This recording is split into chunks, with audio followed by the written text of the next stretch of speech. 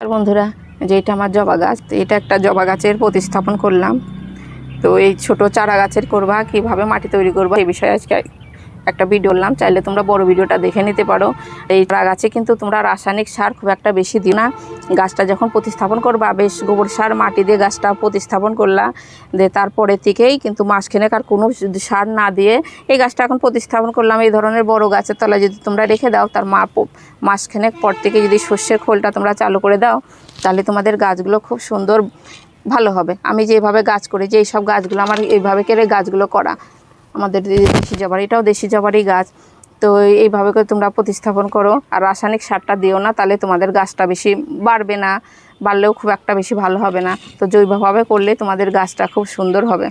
শুধু খোল জল দিতে পারো, আর আমাদের রান্নাঘরেরই তো সবজি পচা জল, ভাতের মাড়, চাল ধোয়ার জল, এইগুলো যদি তোমরা দিতে থাকো, তাহলেও তোমাদের গাছগুলো খুব সুন্দর বাড়বে।